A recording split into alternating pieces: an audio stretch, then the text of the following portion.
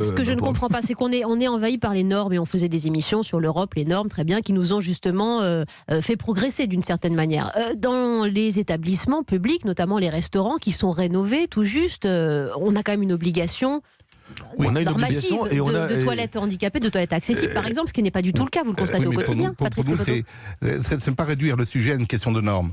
En fait, j'entends bien, mais ça devrait déjà vous permettre de non, progresser. mais c'est plutôt, et c'est comme ça qu'ont avancé les pays anglo-saxons ou nord-américains et de l'Europe, c'est-à-dire c'est sur une approche de non-discrimination liée à l'accessibilité. C'est-à-dire qu'une marche de 5 cm, eh bien, c'est qu'on empêche une personne de rentrer dans son magasin. Et donc, c'est ce qu'on appelle la discrimination indirecte, qui doit être reconnue pénalement. C'est-à-dire qu'il faudrait pénaliser ces commerçants ? Les défenseurs des droits, dans ce rapport annuel 2018, signalent que le handicap est la première cause de discrimination. Et donc c'est sur cette approche-là, que ce soit dans tous les domaines de la vie, eh bien si on est sur une approche de discrimination, eh bien peut-être que la personne qui maintient sa marge de 5 cm dit s'il y a une personne en situation de handicap, je vais l'aider, je vais même et aura certainement un cœur énorme pour bien nous aider. Sûr, mais il ne s'agit pas de cœur, encore une fois. Mais c'est plutôt une approche de discrimination parce qu'il y a un certain nombre de lieux qu'on ne peut pas aller. Mais pardon, oui, allez-y. Je vais vous donner un exemple précis. Il y a 15 jours, je déjeunais dans une brasserie absolument chic et des Champs-Élysées qui venait de faire de grands travaux. Et à un moment, comme toute personne, l'envie d'aller aux toilettes, c'est quand même quelque chose d'assez universel. Au bout d'une heure et demie de repas, je demande à la personne, étant sûr que les travaux avaient été faits. Oui. Elle me dit, non, on a encore une dérogation. Et puis vous savez, des gens comme vous, on n'en voit pas beaucoup.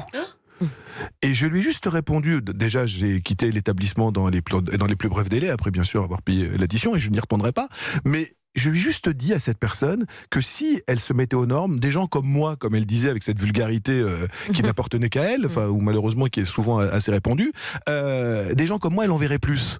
Aux États-Unis, un autre exemple, on s'est amusé il y a quelques années, vous le disiez, je suis chroniqueur le matin dans les matinales de France 2, on s'était amusé il y a quelques années à faire une balade en fauteuil roulant à Paris pour le Téléthon, et une balade en fauteuil roulant, on n'avait pas voulu prendre l'exemple américain, mais voilà, au Québec, on parle français ou c'est proche.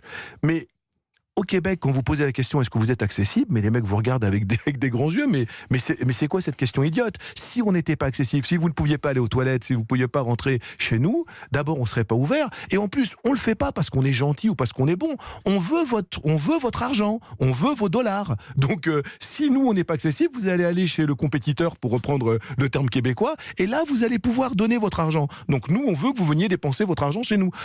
Vraiment, l'approche est rigoureusement différente. Alors, elle peut choquer, c'est une approche capitaliste. Vous préférez cette approche mercantile et capitaliste, mais totalement fondée quand même sur une non-discrimination. Sur une non-discrimination, et qui ne vous met pas dans une position, qui ne vous met pas dans une position de redevabilité. Enfin, qu'est-ce que ça veut dire? On est valeureux, on s'est mis aux normes, mais enfin, zut à la fin. Et quand je dis zut, c'est pour pas dire. Non, mais vraiment, on a encore une fois les mêmes droits.